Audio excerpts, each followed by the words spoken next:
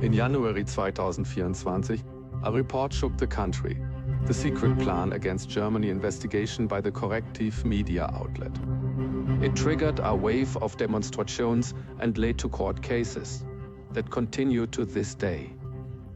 With this film, I try to reconstruct the events and their consequences. The story begins in a villa by a lake. From a secret meeting at Landhaus Adlon near Potsdam.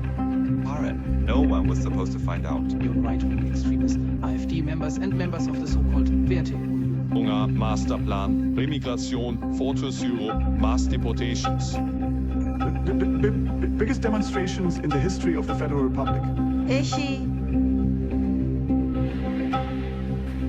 You may even think some people need to go back to history class. Will have to take to the streets much sooner. What's the source for all of this that's being described? Statements from a criminal investigation. There's nothing left that you can hold against me personally. Migration. So it's called remigration. Fine.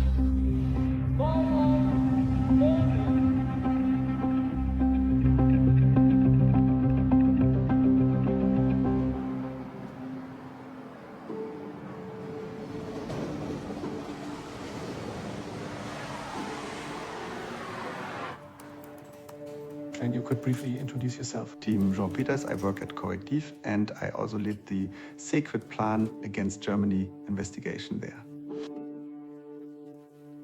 My name is Markus Benzmann.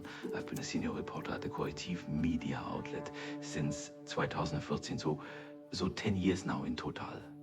Before that, I spent 20 years working as a freelance journalist in Central Asia, Afghanistan, and Iraq. At the core of what we do is investigative journalism. And that means we really try to dig into topics that we are convinced are relevant.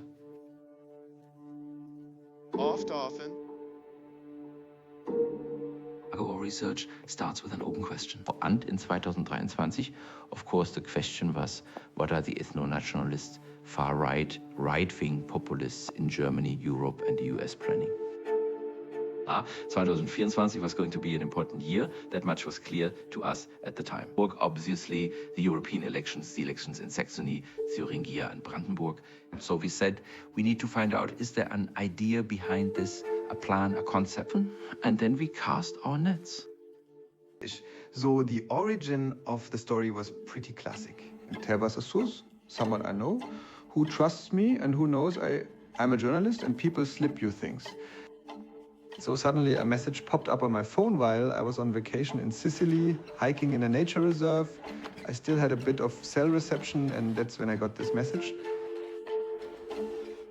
Then it said, "Dear Jean, this is so-and-so. I'm writing to you today with a tip about a secret financing network of the AfD. AfD. Write back.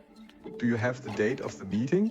And he replies, it's right there in the picture I just sent you. And I write back, So I was pretty excited and hadn't even noticed, but yeah, it was there. It was on the invitation. So of course we said, right now we're going all in on this because it was very promising.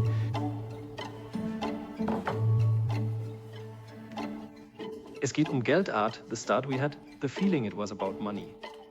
About far-right circles, about donors and donations. Is this a fundraising dinner? What's actually going on here? These are the invitation. The first letter was, so to speak, the teaser. People were invited to a big occasion. And one would now have to ask the questions. And then it said that everyone who wanted to come had to pay 5,000 euros as a kind of entrance fee, so it could actually be financed. And it was signed by Gernot Möhrig, who is a former dental technician from Düsseldorf. And by Christian Limmer, who is a financier behind Beckwerk and Hans im Glück.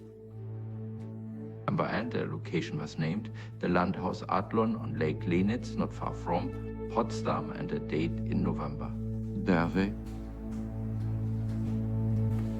Second letter was more personal, on very fine paper, printed in black with elegant lettering and its own logo.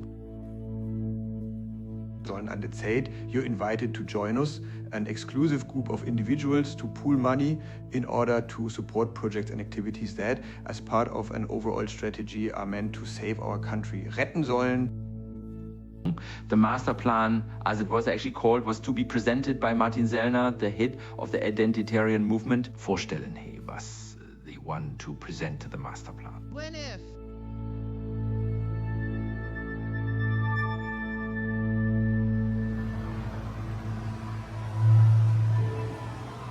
You could just briefly introduce yourself. 𝘿𝘖𝙨 Professor of Constitutional Law, lawyer in Berlin.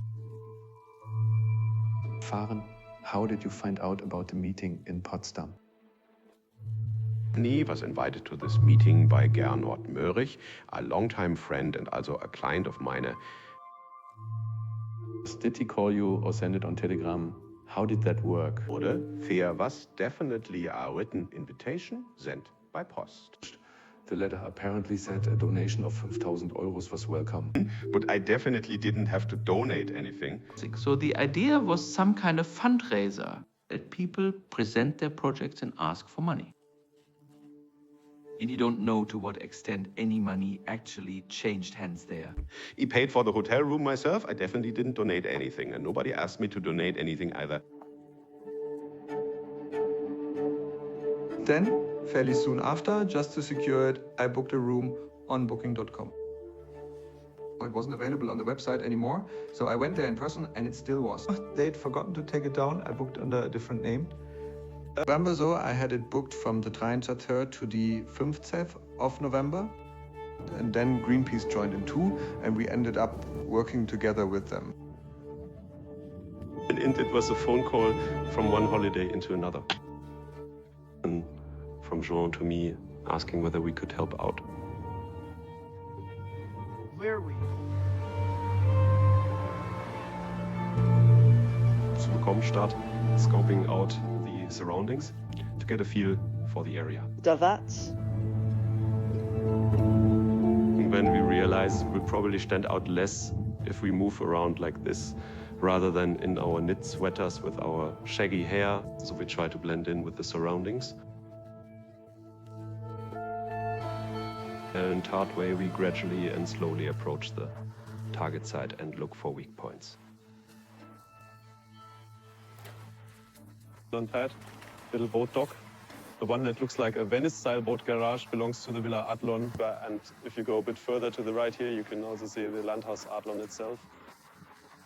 You can see it very clearly right here. He booked the hotel room as a fallback option up until a week before. It wasn't clear whether I'd actually go in. We were hesitant about it. Tells you've got a reporter on site at the hotel. For what happens if something goes wrong, if he gets recognized somehow because someone says, oh, I've seen that face before, he looks suspicious to me. Cindy decided then to go in because I wanted to make even more sure that the people we suspected might be there, who might have walked past, were actually inside and part of the conference.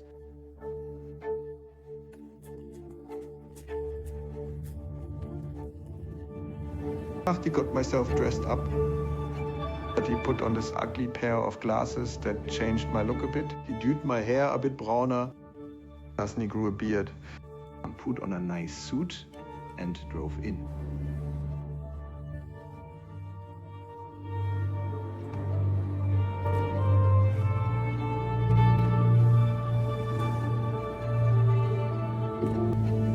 I parked there.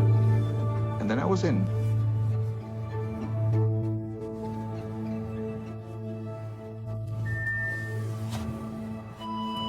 My story was that I'd just broken up or had an affair. Yeah, right, I'd had an affair, but she didn't show, so I was annoyed. So I checked and they said, oh, but this was booked for 2. And I just said, yeah, I know that's all I said. And that made it clear, okay, better not to ask. So I stayed the night there and used my room.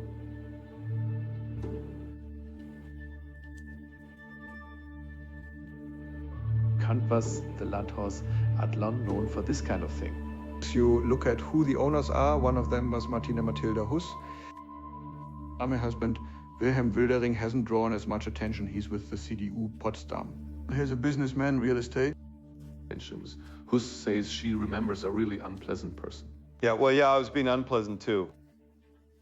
A sincere person meets you with an open, clear face, and he was just shifty. Yeah, sure. I was interested in the faces.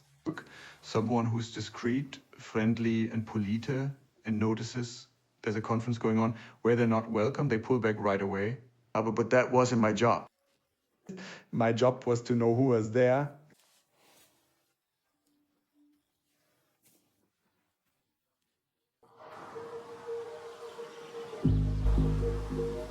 Maybe you could briefly introduce yourself.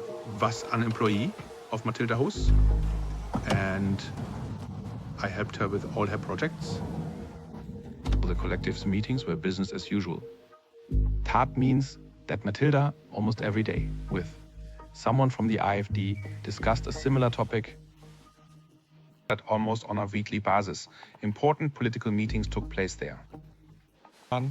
Matilda Huss held big celebrations several times, attended by AfD representatives, but pretty much everyone from the state branch. Asked anyone in Brandenburg who has any influence has already been a guest of hers. Her network also included, of course, Maximilian Krah. Then there are various right-wing publicists like 𝘿𝘬𝘴𝘶 or Jürgen Elsässer. And whenever the house was full, it was either a wedding party or a right-wing gathering. Were we?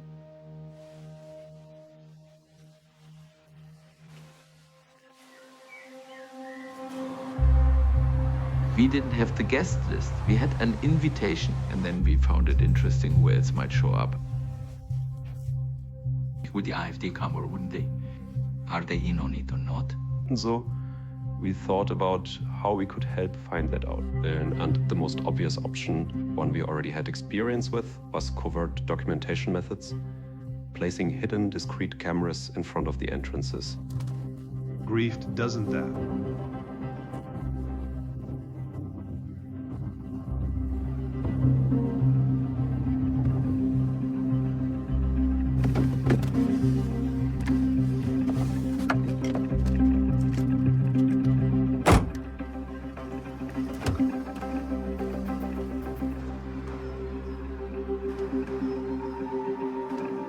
Already infringe on someone's privacy, though, or what's the justification for doing that? Well, in journalism, a journalist is basically supposed to identify themselves. But there are exceptions, and that is they're allowed to go undercover when it's not possible any other way. If you were to film someone in their private hotel room or going to the bathroom, then of course that wouldn't be okay at all, but that wasn't our intention, and we never even tried that. Instead, it was about documenting people at a political event.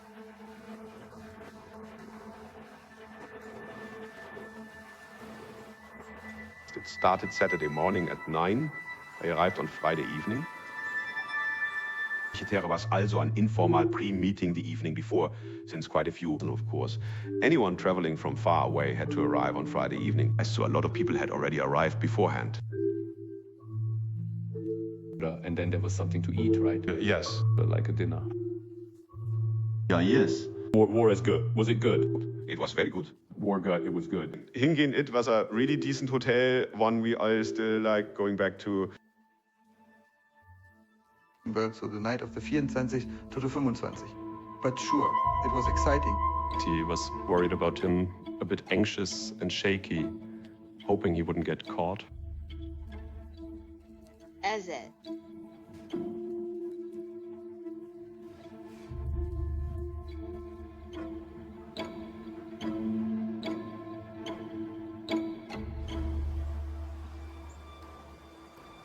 Prague was a slightly snowy but pleasant day. Also, it was cold and I went out in jogging gear.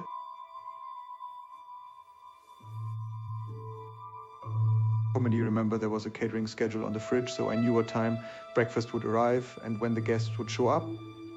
Irgendwann so sometime between 8 and 9. Headed out around 8:30 with my watch camera on and went through the conference hall into the main area, into that fireplace room, and asked about coffee.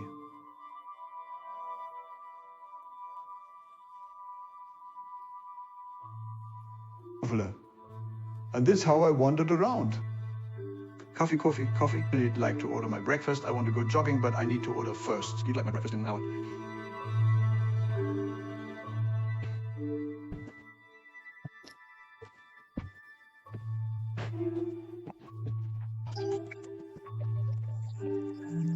And in that time, I could film the people a bit, try to catch some faces, you know, capture them.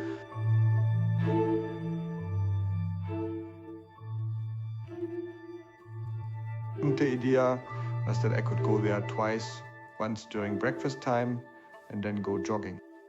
She was out for an hour, so it would look realistic. Yeah, and I had to go jogging, otherwise I would have gotten cold. So I jogged eagerly, once through the bushes, through the trees and all that. My lit was beautiful, and then I came back a second time.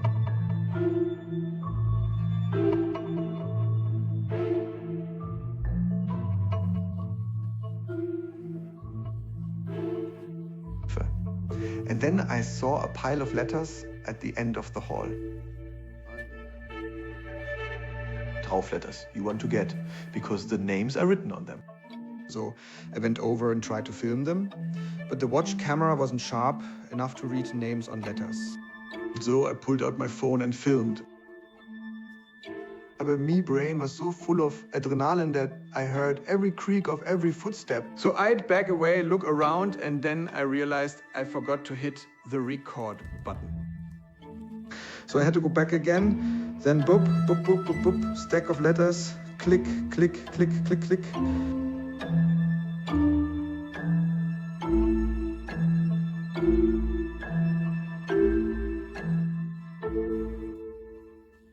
Shoved, and then I knew done. This TED was basically the mission of the day. But when I looked at it afterward, I thought, God, you're completely insane. Roland Hartwig was there, 𝘊�〗 was there, Ulrich Siegmund was there. The AfD parliamentary group leader in Saxony-Anhalt. There were people from the Werteunion, people from the CDU. 𝘊𝘐 was totally shocked and impressed by who was all there.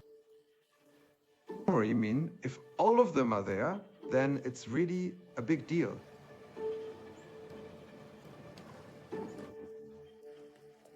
This is an invitation, and underneath it says Mørig. Did the name Mørig mean anything to you right away? No, so we had to start researching, and we very quickly found something. Gunnar was the one who organized these youth camps where young people were trained in this folkish ideology. He has a big networker, and he never really made a secret of it because he'd published under his own name. It's about youth work, about showing young people early on sight that every people has to fight for its space, just like in the animal kingdom.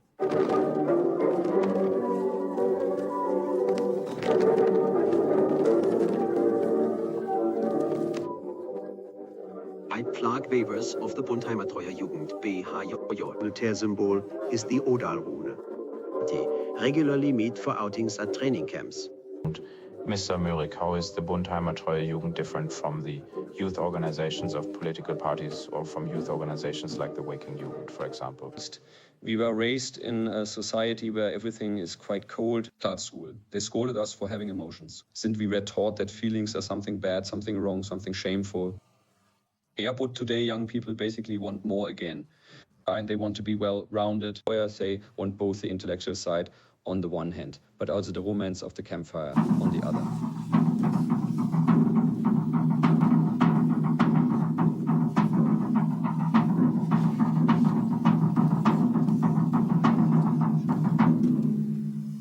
I'm 𝘿𝘖𝙨 𝙂𝙨. I'm 32 years old. I live near Munich. I have 3 kids, I'm married, and I'm a former member of the far-right scene.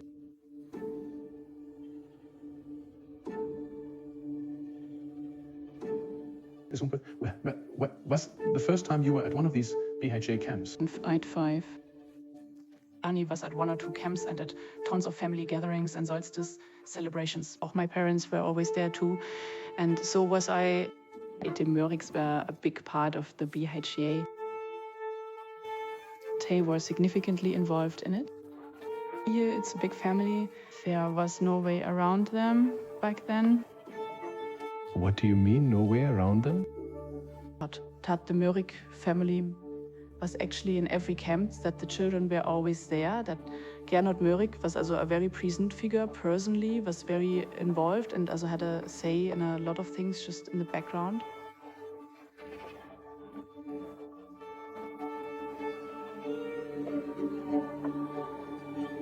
The 𝘍𝘰𝘭 was then dissolved, and out of that came the 𝘍𝘦𝘺 𝙀𝘍𝑗ugend. But 𝘬𝑟ich was still involved with the HDJ too, wasn't he?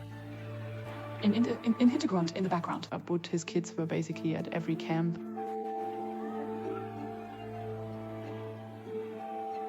In the summer camps, we slept in tents in fields, and in winter it was usually youth hostels. But on the first day, it really got going, waking up in the morning to the bugle call, then morning exercise. It was very militaristic.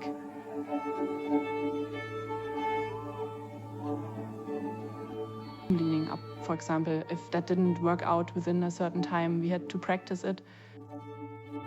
And even in winter, at -10°, it was completely clear we'd be running, doing push-ups, doing squats.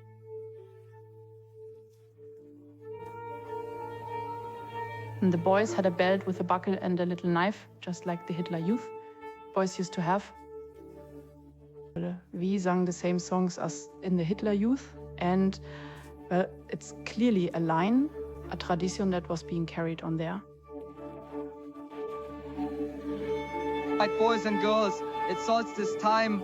Are your hearts all ready?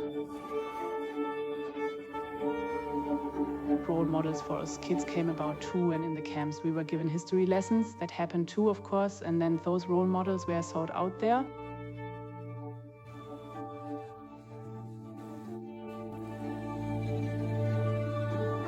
So among us kids, or in private conversations too, people talked about it very openly, and also in celebratory speeches. So there it was always framed as our heroes, whom we revere, to whom we pay our respects and whom we remember, and so on. And at every camp there was at least one heroes memorial ceremony. Reich, and the heroes come from the Third Reich? Yeah, the heroes come from the Third Reich, yes. But Adolf Hitler himself wasn't mentioned? No, not by name. It's a note by name, but still in such a way that it was clear we all worshipped Hitler.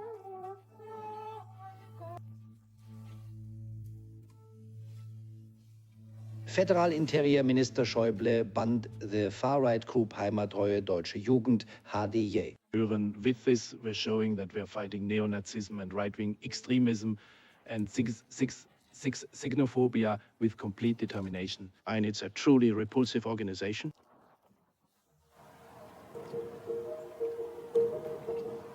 𝘰𝘴𝘵𝘺 opened the event and said that the right is divided on many issues. Take Corona, some are afraid of the virus, others say it's a conspiracy. In Russia, the war against Ukraine, Israel and Palestine, there's disagreement within the right-wing movement there too. But what unites us is remigration. Andere Migration is what will decide whether we survive as a people in the Western world. Doesn't on this question of whether for the people of the Western world can survive or not. Sellner presents his master plan. Martin Sellner was coming.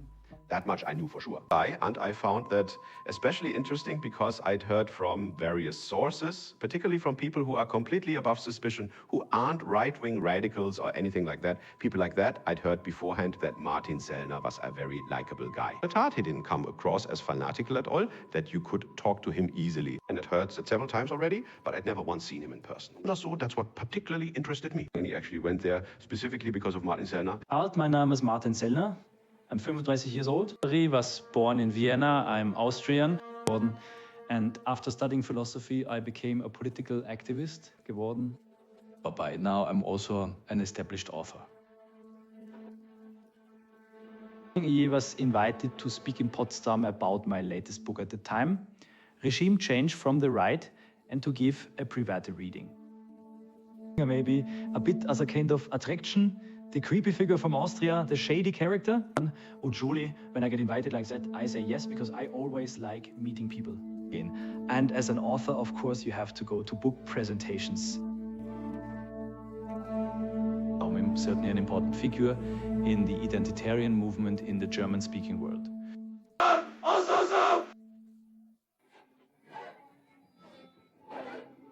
𝘬𝘪𝘵's slogan is homeland, freedom, tradition. That says most of it already. We're a decidedly new right movement.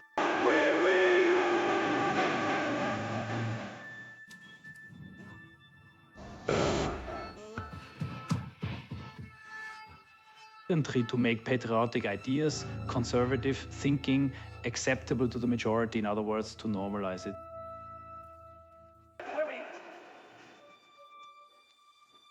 I took a lot of inspiration from the civil disobedience of left-wing movements, civil rights movements in America. And we simply try to generate attention with spectacular actions so that in the wake of these provocations we can spark debates.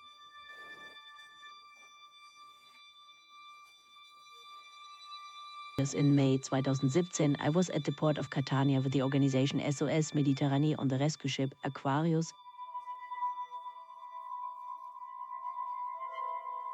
We were told that activists from a far-right group were planning a media-savvy action to stop the rescue of refugees in the Mediterranean. 2017, the Different Europe mission was another turning point. I think that was really the international breakthrough of our movement. And we knew Martin Sellner was outfitting a ship to head out into the Mediterranean and disrupt our work. And for a whole week, maybe longer, they followed our maneuvers. Their ship never left our sight. But they had a big banner mounted on their ship. No way, Europe will never be your home. In English and Arabic. For sometimes they'd lower their dinghy into the water, come right up to the Aquarius, shout at us through megaphones, accuse us of people smuggling. They threatened to stop us and said we had no right to do what we were doing.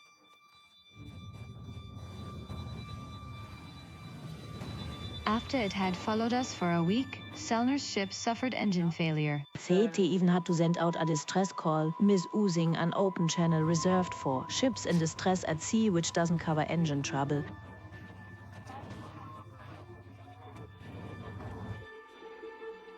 At some point, they got their boat running again.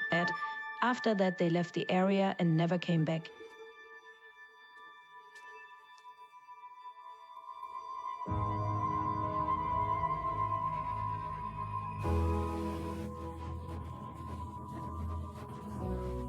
So, did they stop you? No, not at all. But they celebrated the operation as a total success. It was completely absurd. 𝘬𝘫𝘨 wanted to use it to promote their campaign.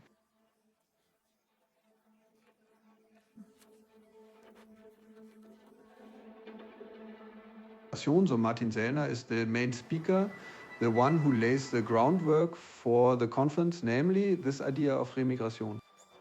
Angehörte listened to the recording of the talk you gave in Potsdam online. That's okay, that should more or less work now. No, not quite yet. And I have a few questions about it. And go ahead. Also to talk about population exchange. Sure. Problem is called population exchange. What do you mean by that? Well, what I mean is what we see every day, that the native populations in Germany, Austria, France are shrinking, and that the migration filling these demographic gaps is growing.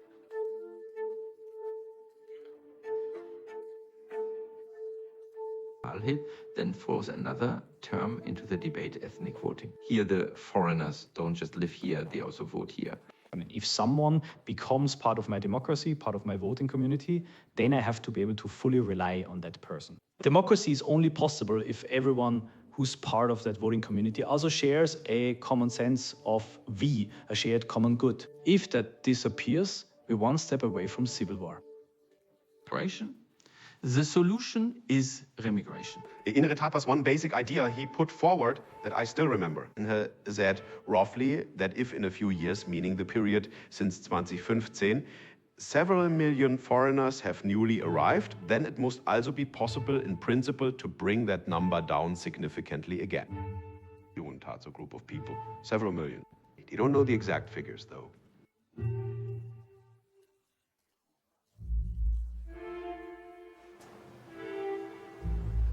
In the video where he repeats this talk, Sellner says the foundation for everything I'm saying here is that we need a different culture of remembrance. This migration turnaround, you could also call it remigration, also needs a different identity politics. So a different culture policy, education policy, memory policy. Well, as I recall, there was no mention of memory culture at all. And in a 45 or 50-minute speech, you can't possibly cover every topic exhaustively. I don't know, so memory culture and how we're supposed to, I don't know, remember the Third Reich and other things that wasn't discussed, but that wasn't the topic. No, that wasn't the topic. But that wasn't the topic. So really using guilt as a weapon with the endless Hitler and Nazi comparisons to shut down the migration debate in Germany, for example. Without pride in our own, without love for our own, without overcoming this national masochism, we won't overcome mass migration and population exchange either. Finland has the second major boundary breaking by the right and by the AfD too, namely changing the culture of remembrance around the crimes of the Nazi era. And one of the major figures, as we know, is 𝘂𝘀, who has called for a 180-degree turn in the culture of remembrance. And we need to become us again. We'll only find ourselves again if we build a positive relationship to our history once more. What we need is nothing less than a 180-degree turn in memory politics. Nein.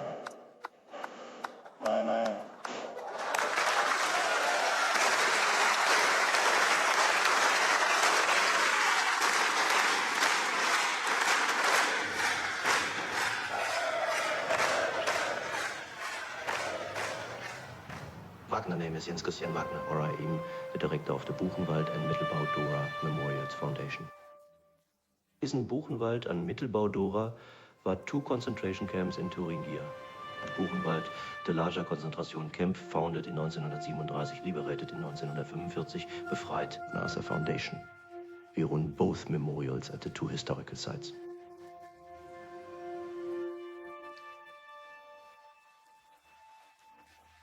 And we've noticed for years now that the number of open attacks on memorial work is increasing. Whether it's Nazi graffiti on memorial, plaques, swastikas being carved, in SS runes being scratched into surfaces, neo-Nazis photographing each other, giving the Hitler salute in front of the crematorium, things like that. And that has clearly increased. Harte comments on our social media channels have clearly increased too. This actually happens every day.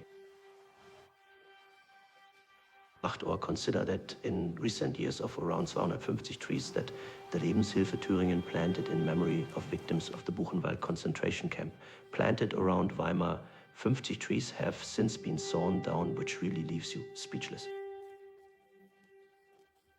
Sawing down a tree planted for a Nazi victim. Now, I wouldn't claim that 𝘂𝘀 personally shows up with an axe or a saw and cuts the trees down himself. But when positions are voiced that are directed against our culture of remembrance, that encourages violent neo-Nazis to act.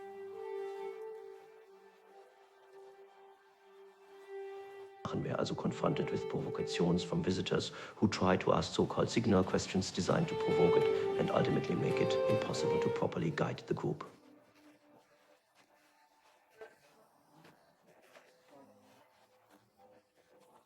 Went on a trip in 7th or 8th grade to the Dachau concentration camp memorial.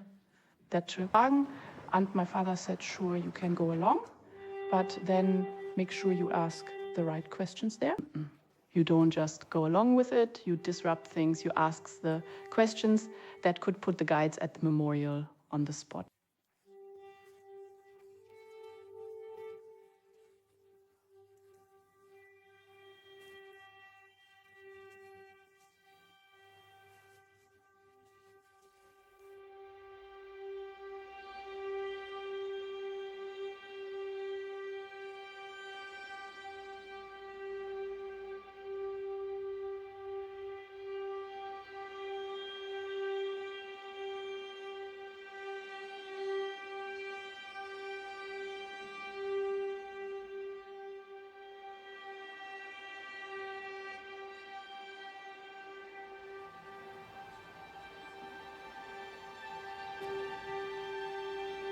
I'd like to come back to Martin Sellner's talk at Landhaus Adlon. Now, what happens afterward? As after the talk, Schröder asks, I believe, she's from the Verein Deutsche Sprache. She says, yes. But what do we do about the people with German passports? They're the biggest problem, aren't they? Is that the question from Ms. So she says, how do we deal with citizenship not going away? That's the question. Then Silke Schröder actually pushed back, essentially critically. She said that a lot of these people, especially the ones who stand out negatively, these clan criminals who are a big presence in Berlin, they are all Germans. Nobody thinks about voting them out because they're all German. And she said, roughly, well, that doesn't really get us anywhere, because people like clan criminals have long been citizens and there's no way you can remigrate them. So, a question was picked up that I believe I had asked, and I remember asking something along those lines myself, gefragt habe, when we were talking about Martin Sellner's talk and the subject of remigration and so on, who would even qualify for something like that, and what are the actual grounds for remigration, so to speak, what could they be? The follow-up questions were about whether the ethnic vote could still be stopped.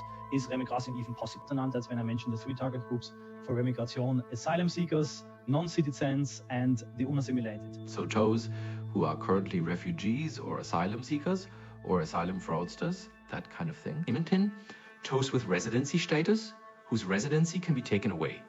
And the unassimilated citizens. Could you define that again? What exactly are unassimilated citizens? Well, from my point of view, these are people who became citizens, but who don't identify with the country, who only became citizens for purely economic reasons, and who, in my view, don't feel like they belong to this country. Who shouldn't have become citizens in the first place. Roush is not saying, well, you just take away their passport and kick them out. He says it's a project that will take decades. But he does have a solution for that. Thomas says, fine, we also need to deal with the Germans who do hold a German passport, but whom I don't want to recognize as German. We'll somehow find ways to get rid of them. Because if through tailor-made laws and pressure to conform as a decades-long project, then a remigration of unassimilated citizens would work too. Said that he wanted a law and order state where both clan crime and Islamist activity, at least when it takes on, terrorist traits would be prosecuted so consistently. Both the clan criminals and the terrorist-minded Islamists would think for themselves whether they wanted to keep up these activities in Germany or whether Germany might not be so a good place for it, and whether it wouldn't make more sense to relocate these activities abroad somewhere. Where maybe the police are easier to bribe or where they could otherwise get out from under state scrutiny. So that's a handful. Well, if we're talking about clan criminals, we're maybe talking about 10,000. Yeah, I'm not citing police statistics here, right? But in connection with an ethnic factor in elections, it would have to be a factor so large that it plays a role in the democracy of an 80 million strong nation, spielt 𝘿𝙖𝙨.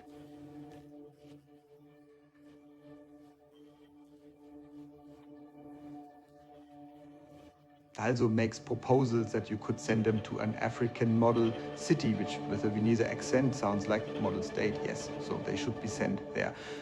And these are descriptions you actually know from the Nazi era.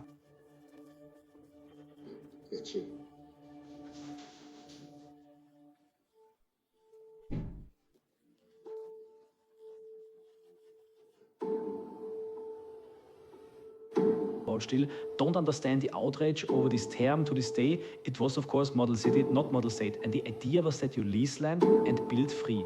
Private cities, special economic zones, and charter cities there. And so the idea was to build model cities in Africa. I didn't even think they were supposed to be newly built.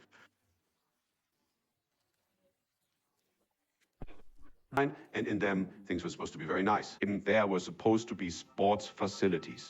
There were supposed to be opportunities for education and training. And then these unassimilated foreigners were supposed to be offered the chance to relocate there entirely voluntarily. And among them, and I found this quite striking, also those who advocate for refugees, and they could go there too. By the way, also everyone who's politically disobedient, he calls them 𝘍𝘰𝘭𝘪𝘐𝑠. They could go along too exactly the same way.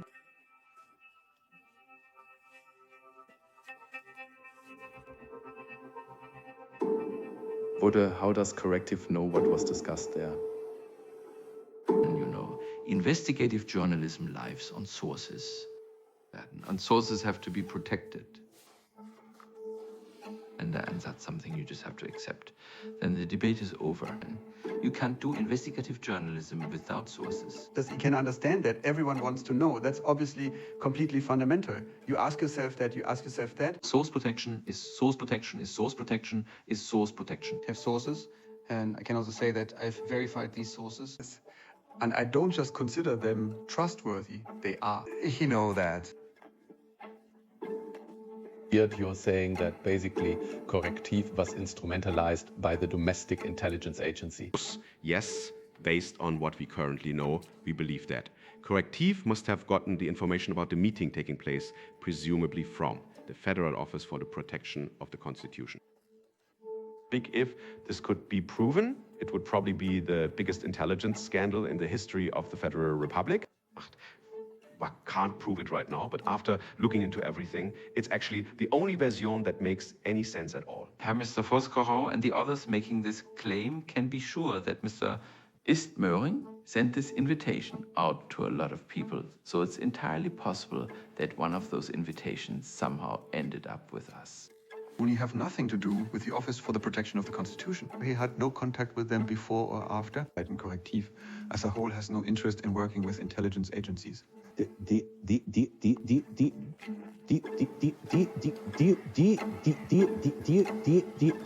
Mario Müller comes up next, and he wants to make the point that we can only build our strength if we don't have so many opponents anymore. And he sees the opponent in Antifa. If it didn't exist, we'd be far more successful. We have to crush Antifa, then we'll be politically successful. Dreams of some big nationwide network that hunts down Antifa. He himself is a well-known neo-Nazi who, at the same time, works as a research assistant for the Bundestag, for the AfD. 𝘊𝘶𝑖𝑦𝙨 comes from the identitarian movement, is an old friend of Martin Zellner, and was also active in various martial arts clubs.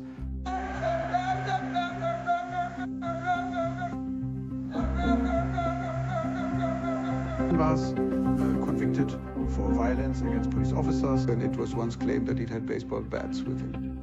He says, no, the baseball bat belonged to my buddy. He's a well-known violent offender, a far-right violent offender. Some of our people have a right-wing past in nationalist circles, and they've left that past behind them. This same question has been put to me by your colleague, and the one before, and the one before that, in exactly the same words. I don't actually recall being consciously aware of him. Germany saw him later in photos with tattooed arms and everything. And well, that wasn't visible there at any rate. I simply can't actively recall him. But he didn't hear the second talk. I didn't hear Mario Müller. He didn't speak with him afterward either. So I didn't hear that talk. That was the second presentation. Then lunch follows. Yes, lunch is coming up. If I'm reading this right, lunch is served at the Landhaus in the villa belonging to Matilda Huss and Wilhelm Wildering. How are the two of them involved in this meeting? Well, it's interesting that Huss herself claimed that she wasn't involved in organizing it at all. And it wasn't even planned that I'd be here at all. He actually only ended up here because a friend of mine was taking part, and then I ran into these strange Antifa-like corrective journalists. And so she says she was only there by chance and had actually wanted to. She was sitting with some older couple, and with Möhrig, she sat down in the private room and discussed things. And she was an important central figure in coordinating all of this. That was quite obvious. And well, now she doesn't want to have been that person. Oh yes, so Huss's name suddenly came up saying she'd also bought another property specifically in Heinsberg or something like that.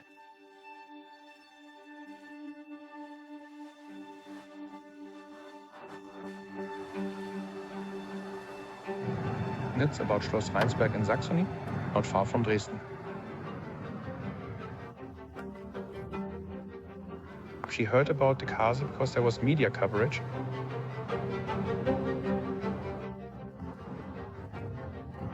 Matilda tried to present herself as an apolitical lover of old buildings. We worked out concepts together. Of course, it had an apolitical framing, but reading between the lines, it was always clear that this would become a scene hub just the same. My name is Markus Buschkühl. I'm the mayor of the municipality of Rheinsberg since August 2022. So 2 years ago, we celebrated the town's 825th anniversary. And the castle has been standing here in the village for a good while too. It's just part of the place. The 𝘬𝘐 was always full of life until at some point people lost interest or simply didn't have the money anymore to keep the castle maintained. So it was clear from the start that it would have to be sold off to whoever had the best concept. Who was that? Haus Haus. Were people glad it found someone who would actually get going and make something of it? Yes, of course. Like I said, on one hand, if you look at it, parts of it are already quite impressive. In need of renovation. The municipality can't afford it, and other interested parties, there just weren't any. This concept that was presented for using the castle was convincing. So we were optimistic about it, and on paper, we still are for now. Put on paper, what Focus presents looks good. Does this? It's the deepest Saxon backwater, deeper than you could imagine. But das niemand mitbekommen, nothing ever happens here, and if something unusual ever did, nobody would notice.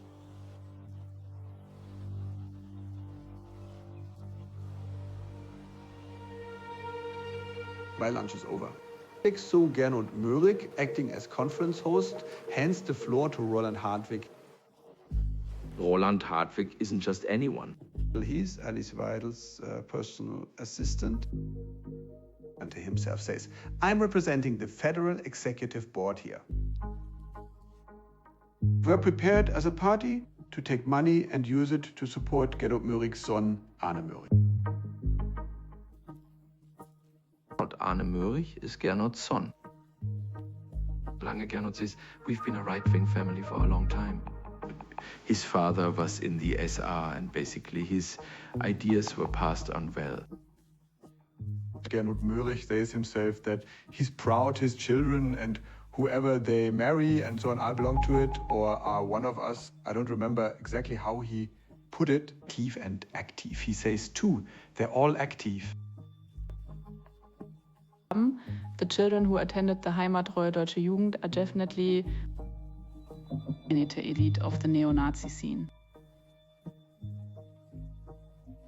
The entire scene is working toward this day X, when the revolution breaks out and the German Reich can be carried on and we can seize power again. And everyone is being prepared for that. You can see it quite clearly. People like Gernot Möhrig just jump on every right-wing bandwagon that emerges in Germany because they see another chance to take part in this revolution. And the AfD was or is another good opportunity to gain massive influence there again. At that point, Arne Möhrig already had a contract with the board of the AfD. Wants to set up an agency there in the media sector, and he wants to do that together with Erich Ahrens. He's giving the talk together with him another identitarian. This Ahrens has now come out as a racist. And he said, look, we need to talk about this because it's about race and blood.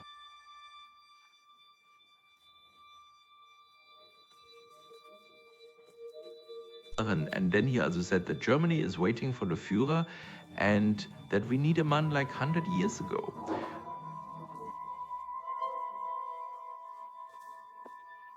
And that he might have to be that man.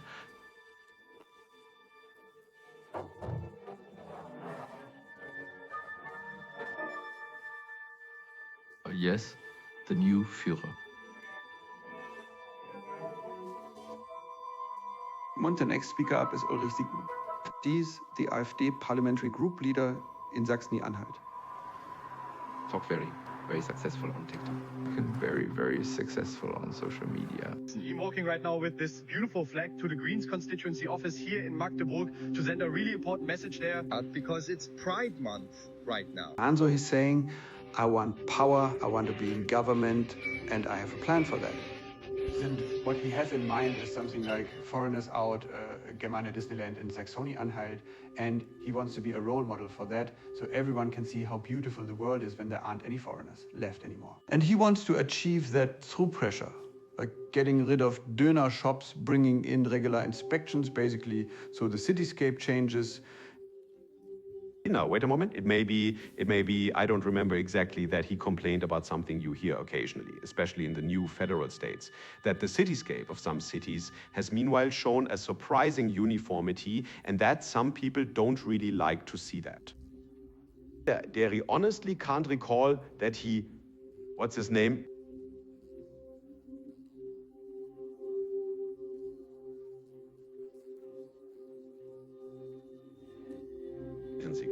Said anything about 𝑑öner shops that would have been absurd.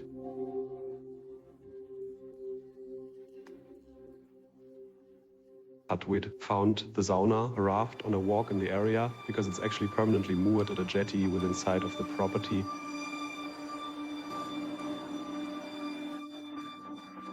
Then we gave Correctiv the tip that it was there. And then we recommended that they use it. 𝘊𝘐 even provided our strongest sports telephoto lens. And that's our professional photographer lying on the roof of the sauna raft in a sleeping bag. It was very cold at night, could look into the event rooms and snap photos.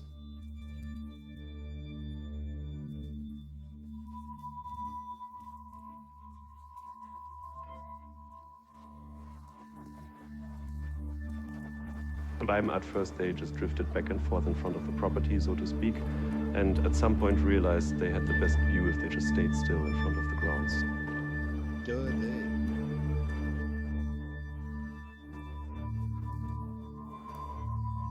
A day is over, the talks have been given, and then, did you go home? No. Instead, we met up for dinner and a fireside chat. I remember talking especially long with Martin Sellner that evening. Good conversation. Yes, I found it very pleasant. A very pleasant young man. 𝘍𝘐.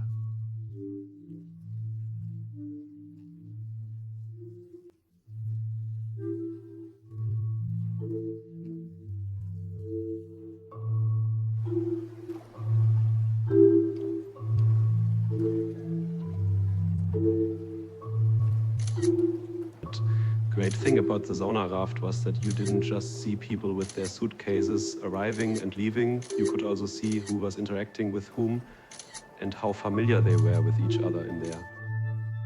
But if, for example, a Martin Sellner spent 3/4 of an hour talking with an AfD member of the Bundestag, that gives you a different impression of how people talk to each other in there. And.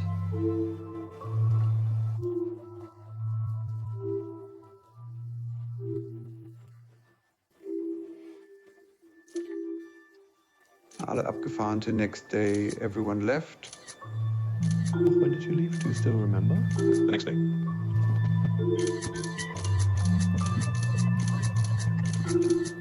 What time? I don't remember exactly. Probably around 10 or 11. Probably 11. Yeah, so after breakfast. Yes. Full and with a good feeling. Yes. Yeah, yes. It was a pleasant weekend. Yeah, it was a pleasant weekend, yes. I was completely overwhelmed, I have to say. So the first thing I did was shave off my beard to get rid of that annoying costume. I still remember shaving off my beard right there between the cars in the parking lot because I felt so disgusted with myself. The other thing was a tension. And you can't afford to make a mistake now. I have to make sure I do this properly. Then after that,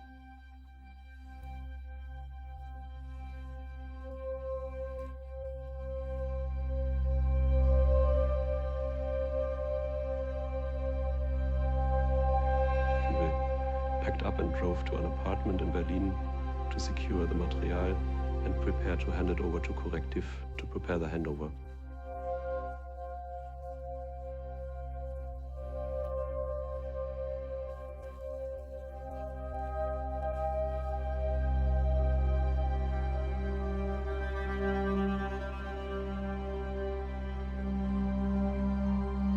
treat anyone with material like that on the table has to ask themselves, what's the next step now? We had an incredible amount of photo documentation, which meant a few people had to work through the night just to get through it. Loads of the photos were blurry. Eigentlich you'd spot some middle-aged men, but of course you had no idea who they actually were. There were all these people we couldn't identify at first. So we did a comparison, checking whether anyone recognized the faces, whether they matched the name. We'd already learned was apparently at the meeting. Already drew this big tree with all the different faces, the names, the verification. Is that really him? Do I recognize him there? Bit by bit, over days and weeks, a completed picture came together. Exactly who was there.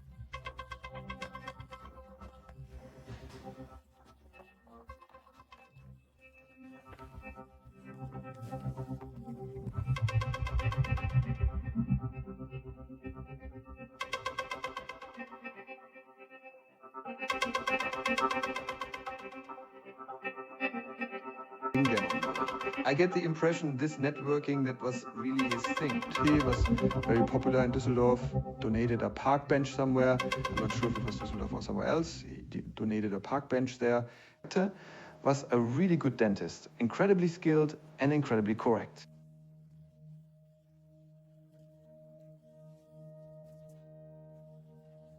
And so, Ms. Weber at the front desk looks after the patients. Dawn Möhrig, whose practice I took over in 2014, ran a purely private practice here in Düsseldorf. When it comes to dentistry, he's one of the most highly specialized and qualified dentists Germany has ever had. Good day, Mr. Miller. How are you? And he learned so much from him hands-on in terms of dental craft. The team loved him, and it was always a multicultural team. Treated all patients too, no matter where they came from. There were no political topics here inside this practice. That world didn't exist here. That world just didn't exist.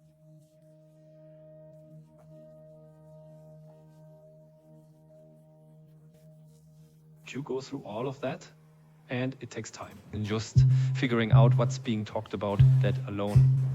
We fought and debated again and again, and we really did have different opinions over and over. So what actually mattered here? This Markus Benzmann in particular said that this expulsion of German citizens, that's the crucial point. And he hadn't even noticed that.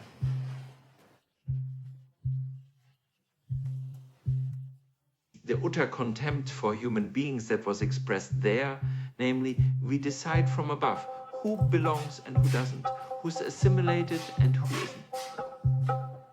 The separation of us and them, and then somehow trying to get the others out. That's really the scale of this story.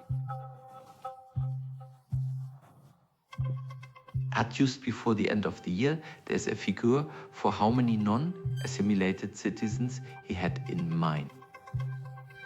6 million, he says.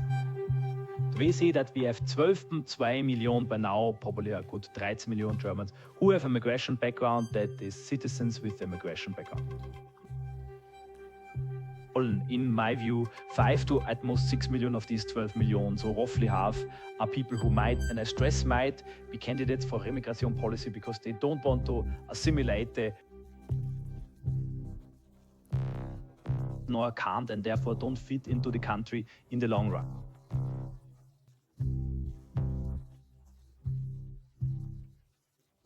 Because we ourselves said we need to get this out as soon as possible.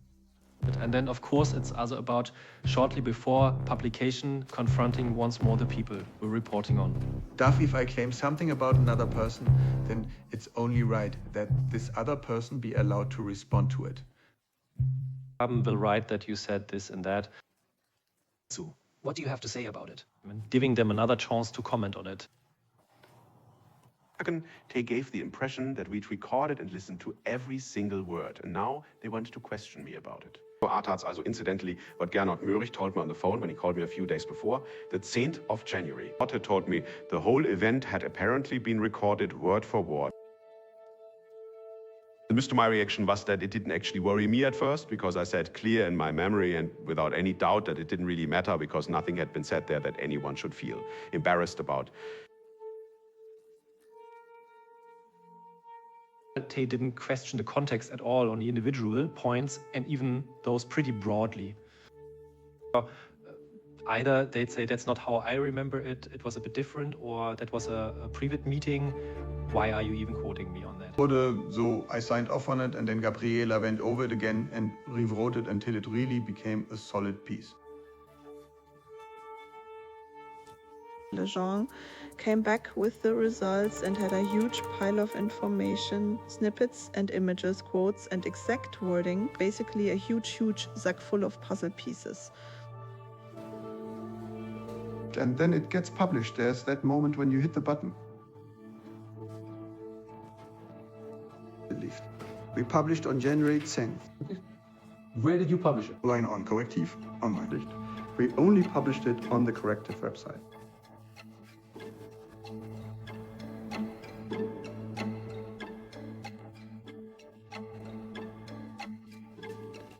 You think it struck a nerve?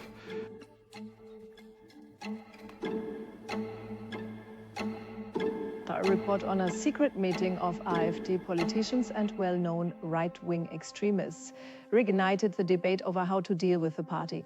Itchy.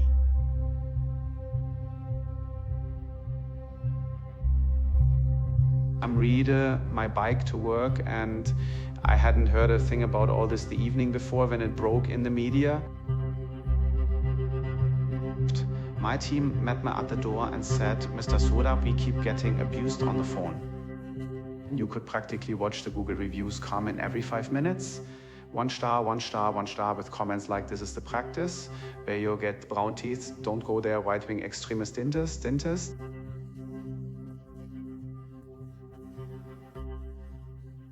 It went on like that to the point where suddenly I was getting emails from long-standing patients who'd mainly known him first before I ever even set foot in this practice. Emails saying things like, Dr. 𝘂𝘵𝙨, you worked with him for so long. Your patient, can I even still come here now? We'd like a statement from you on this. We then fairly quickly took a stand against the right on every level. Then you get a call from the city, yes, you're clearly positioning yourselves against the right, so that makes you left-wing, then I won't be coming anymore. He couldn't even react, he hung up so fast. And it's actually shocking that cultivated people would let themselves be carried away into saying something like that. Lange in Duisburg, according to police, more than 2,000 people took to the streets against the AfD. In several cities, thousands of people took to the streets to protest against the AfD and against right-wing extremism. It had it then exploded like that. Wow, that was really a surprise. Nobody would have expected a story to blow up like that.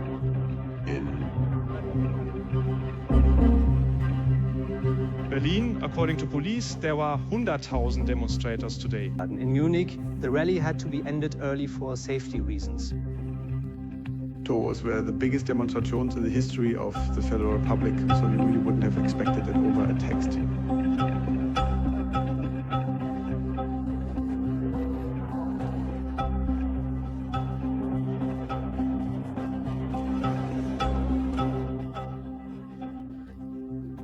Unbelievable. It really overwhelmed us. That's clear. My. Mein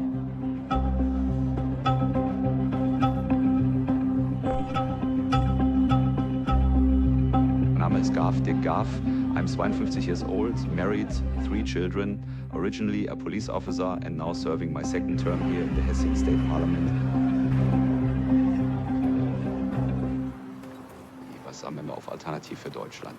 And since leaving the party, of course, and the parliamentary group, I'm now an independent member here in the state parliament. Did this gathering surprise you? Well, I was surprised and shocked at the same time. I'll be completely honest with you. And yes, then of course a certain anger sets in too. The AfD, at the time I have to say because back then I was still a member, we had an incompatibility list.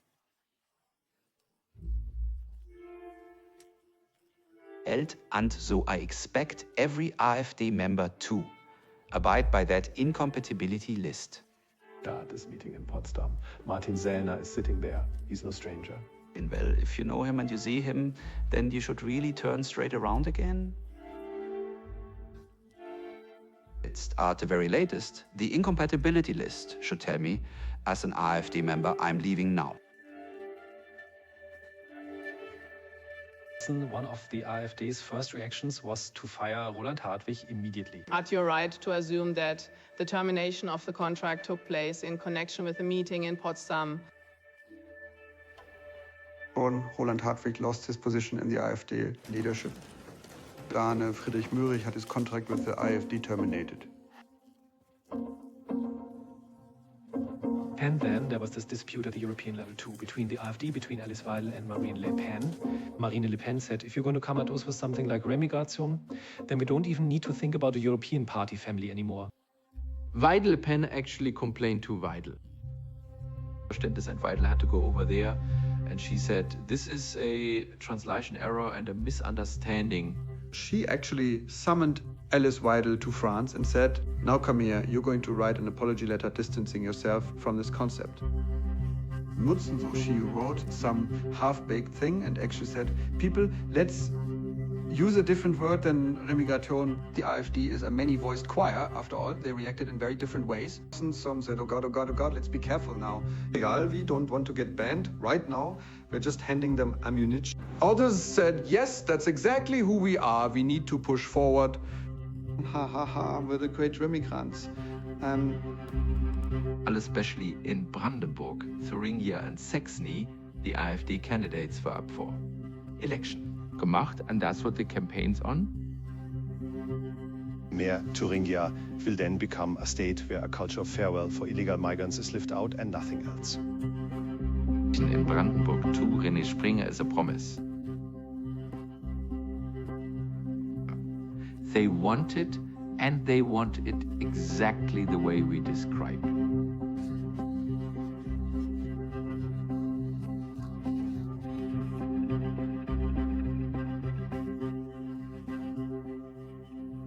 Shortly after publication, there was criticism of your investigation. You had blown up a harmless meeting and constructed a story out of a few facts.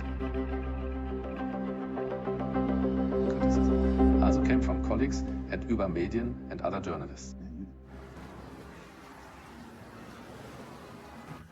I have to show a very strong unwillingness to take folkish ideology seriously in order to come to a conclusion like that.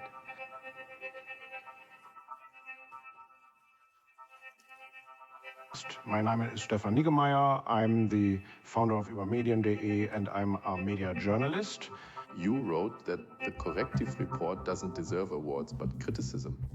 You wrote that the piece is a failure. And can you explain what you mean by that? As there are a few weak points where the text itself just makes claims that it then doesn't back up. It's an incredibly powerful comparison. This comparison with the Wannsee conference. And I think that comparison really isn't valid.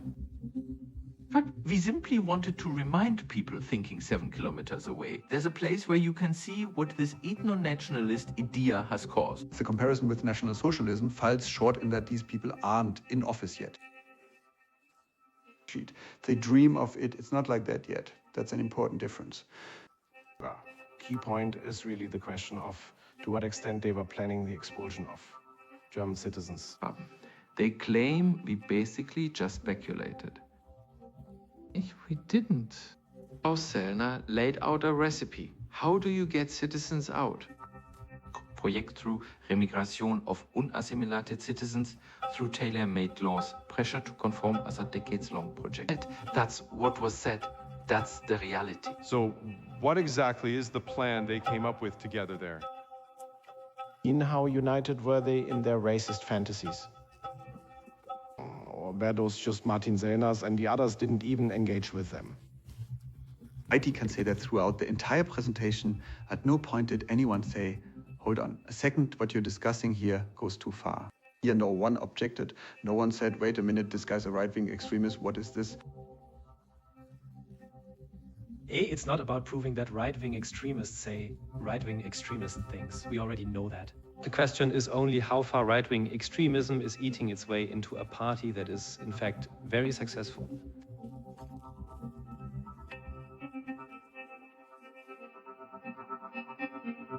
Look, dear countrymen, dear patriots, let's take our country back. A way of life which used to work is being restricted more and more because people who don't fit with us are being let into the country. Is to send these people who don't accept our values home as quickly as possible.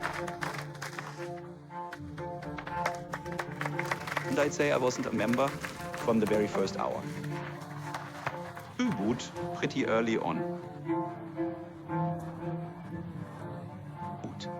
The mood back then was really good. Basically, everyone was represented, really decent, really nice people. Otherwise, I wouldn't have been interested in getting involved further at all. Did someone like Höcke already play a role back then? Nicht note that I noticed. He didn't really look much into the other state associations, and I didn't travel around much either. In other Federal Party conference, maybe you'd see one or another of them. Mr. Höcke has placed himself on a throne out there in the east, in Thuringia. That has made life incredibly hard for us here in the west. And you think he found an environment there where he could grow?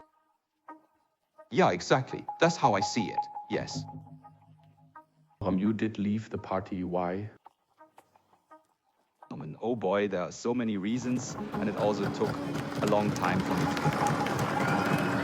So of course, I kept getting annoyed by certain statements from certain people, including officials in the party or some remarks by Mr. Höcke.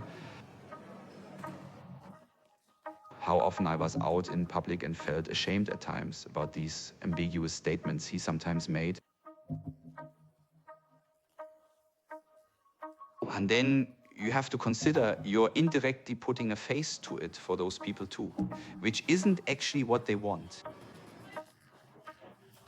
And then at some point there's that famous drop that makes the barrel overflow. And for me that point was reached when there was this meeting in Potsdam.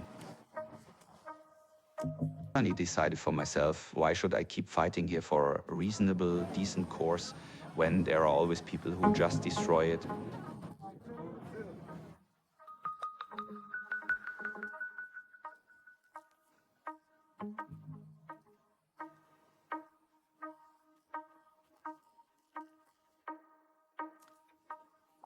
It was actually quite astonishing that right after the publication for almost a month, nobody took any kind of legal action against us. Wiedenstedt only happened a month later. 𝘿𝘖𝙨 filed a criminal complaint because she said it had been documented so exactly and so precisely. She assumed it was recorded secretly, and that's why she filed a complaint for illegal recording of the spoken word. So you're taking over unchecked statements from some criminal investigation. Let me finish. So she assumed that they had illegally eavesdropped on her. She reported that as a complaint.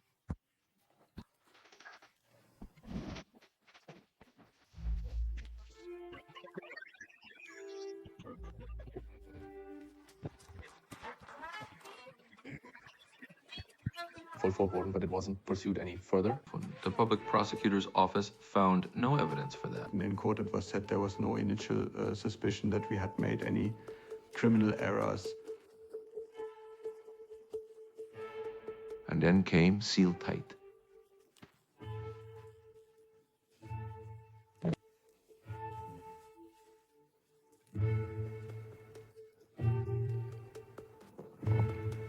Nicht you, then took legal action, didn't you? Why? Common, because litigation was the only way to get a counter-narrative out into the public.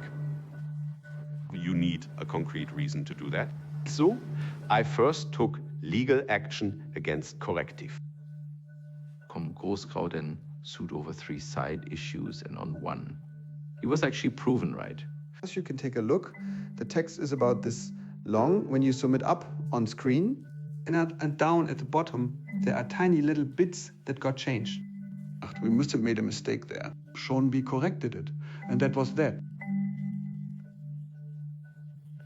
𝘍𝘰𝗴𝗹 keeps trying to push the whole thing through the courts, and once he realized he was banging his head against a wall trying to fight our publication, he tries instead to prove that other media outlets reported something false.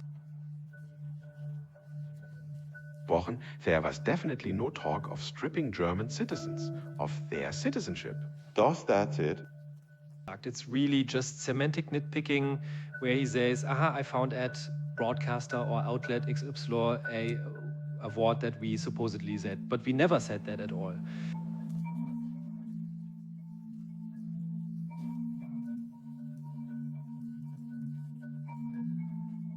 By other media outlets. Tagesschau, for example, reported as fact that in Potsdam there had been talk, at least in some context, of stripping German citizens of their citizenship. And that was prohibited for Tagesschau by 2 courts.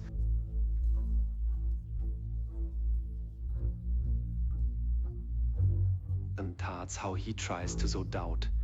Saying it's not really about him actually fighting the remigration thesis. It's always individual words that he picks out, trying again and again through legal proceedings, even ones that fail, to sow doubt about the credibility of the story.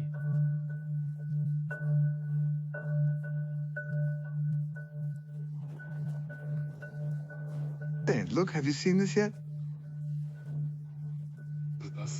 What is it? It's a postcard. It's a postcard someone sent us. I thought it was so cute. And it says, your betrayal of the fatherland will be punished, so watch yourselves to watch out traitors. Any man who defames those who think differently snoops on them and gets paid by the state for it, Stasi style. Ends up in a labor camp. 10 years.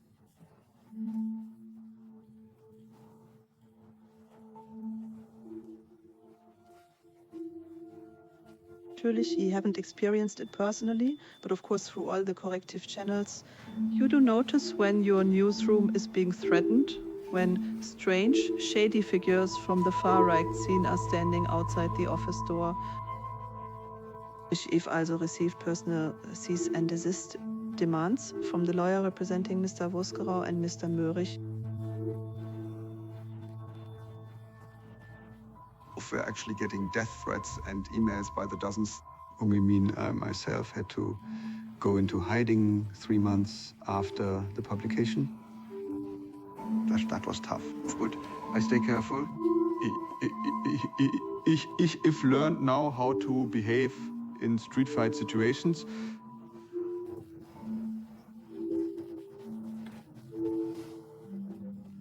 I've been researching the völkisch scene for years now, an important part of right-wing extremism. First of all, it's the hidden, concealed side of right-wing extremism. Donor that I think plays a really important role, including in the development of the AfD. What matters within the völkisch far-right are the right-wing youth leagues. The 𝘍𝘰𝗴𝗹𝗶 Freibund or the Sturmvogel, the band, 𝘬𝘪𝘀 𝘬𝘙 Jugend. And 𝘬𝑰𝑠 𝘬𝘪𝘀 𝘬𝘙 was always very militaristic, very leader-focused. I'd say it's one of the most dangerous right-wing youth organizations. 𝑉W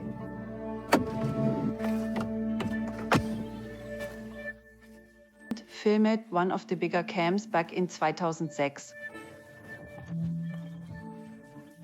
𝘍𝘰𝗴𝗹𝗶 actually chased us with a car at first. I think that was pretty intense. Andreas, he's cutting you off. 𝘍𝘰𝗴𝗹𝗶. 1 minus 0, 1 minus 0. The moment he gets out, pull into the left lane. He's totally...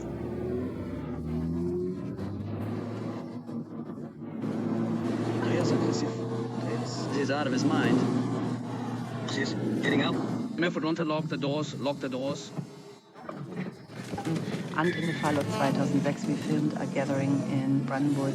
And during that, my colleague and I were attacked. And then right there in public in the supermarket, I was beaten up by the national leader of the 𝘈𝘬𝘀. Wolfen, watch out! Hello! Call the police! Hello, watch out! Watch out! Hello! Can somebody please call the police? The awful thing was it left a lasting mark on me. Being beaten up right in public like that, the fact that the right-wingers then laid siege to the entire supermarket we'd fled into, and that nobody, absolutely nobody helped us. Also, as a journalist, especially when you're investigating this hidden side of right-wing extremism, that's a pretty tough experience to go through. 𝘈𝘀𝑒𝑚igration doesn't just refer to the migrants they don't want here to fortress Europe. It also refers to those among us who don't fit their political picture. Aussortieren means on a really massive scale, they basically want to sort people out. And these ideals, these goals they're aiming for, can never be achieved without violence. Which means what's hiding behind it is always a politics prepared to use violence. Erfurt, Thüringen hier. What a sight!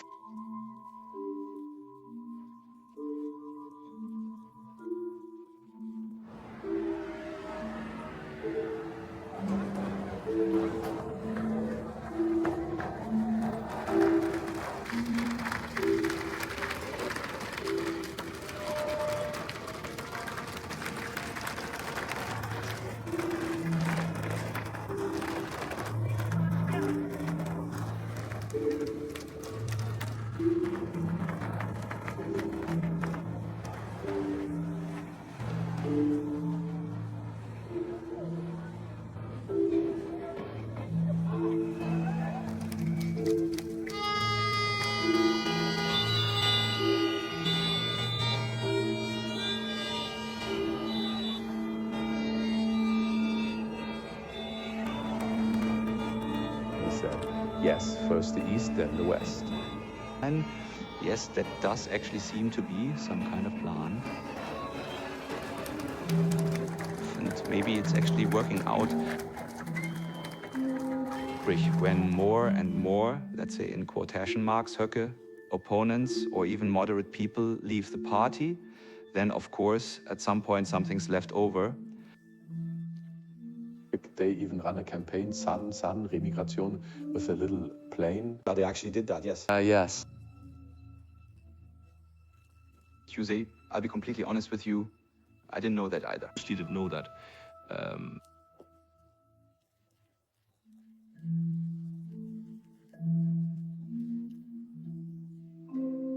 But you also lose your homeland by becoming a minority in your own country. And that's the bad path we're currently on. We will put an end to that path for Thuringia and Saxony. We really don't want any more multiculturalization. No, we want demulticulturalization and remigration.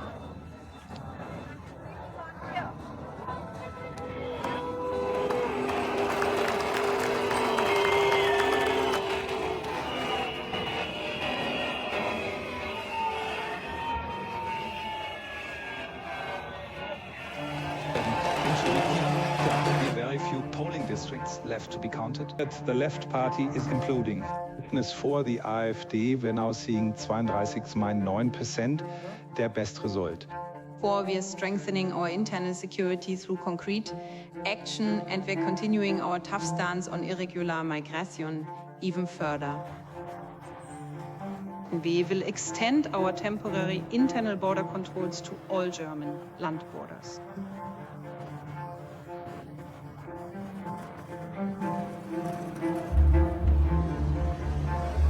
Ladies and gentlemen, I have just asked the Federal President for the dismissal of the Federal Minister of Finance. That the early election will take place on February 23rd.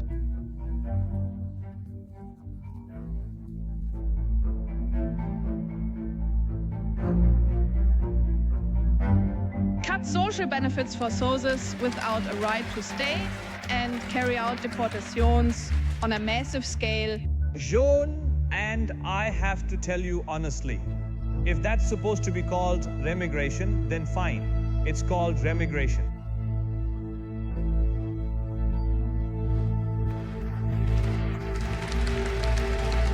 There was a knife attack in Aschaffenburg today.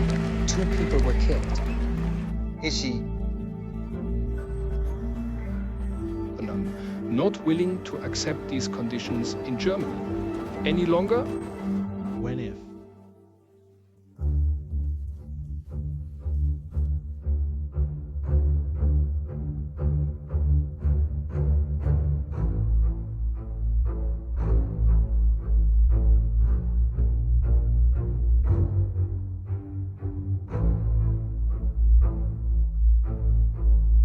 If you were someone from Corrective right now, what would you say to me?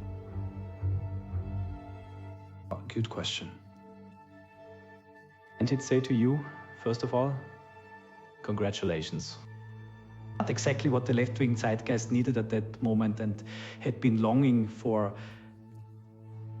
But at the same time, thank you too. Because in this big, bloated narrative, you ended up making a term known to millions and, in my view, sped up a process even further.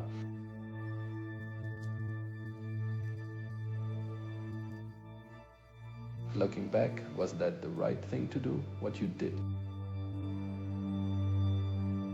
Well, what else could it have been? 𝘰𝙫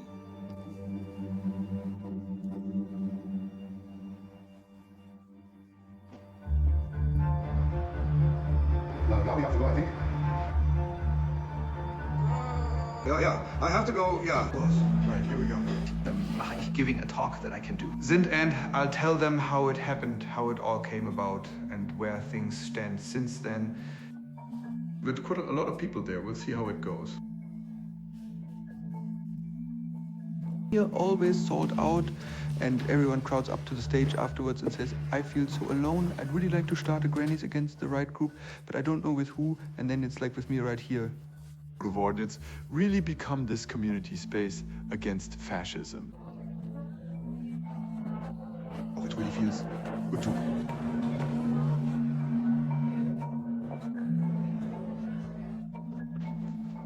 Otherwise, you only ever get the shit, and a lot of people really do come up to you and say, hey, that's why I started studying journalism. I'm from Hanau. I know people who were killed there. My grandma was attacked by fascists. And you think, wow, man.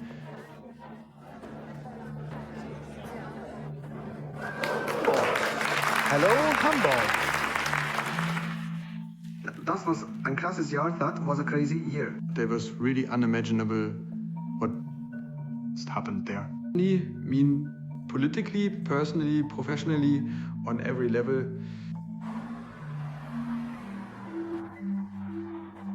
I think we've at least managed to make sure people in Germany know what remigration actually means when these far-right circles backed by the AfD use that word. It's really nothing other than the expulsion of millions of people. And we don't want that, or maybe we do, but even that is a statement in itself.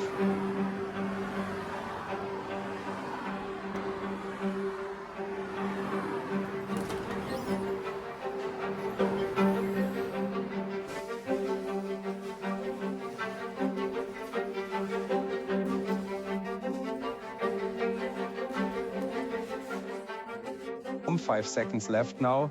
Let's cross over. 2025. This is the projection for the 2025 Bundestag election. The SPD is plummeting. All historically worst result, 16%, the loser of the night. 29, die CDU comes in at 22 combined, the CSU in Bavaria at 6,5, 29 combined. Greens lose a point down to 13,5, the coalition partner getting off with the fewest scratches. The FDP more than halved, 4.9%. The surprise winners of the night are the left, up 8.5 points. The AfD comes in just shy of the 20% mark at 19.5, nearly doubling their result. In the best result for the party in a German federal election so far. And East Germany, after around 30%, clearly the strongest party.